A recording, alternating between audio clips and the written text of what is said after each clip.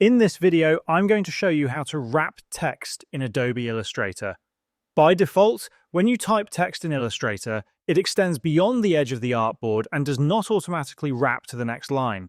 To wrap text properly, you need to convert the text to an area type. To do this, first select the text box on your artboard. Next, go to the Type menu at the top navigation bar and select Convert to Area Type. Once you've done this, you can adjust the size of the text box by dragging the corners. Now, when you type text, it will automatically wrap within the boundaries of the text box instead of spilling outside.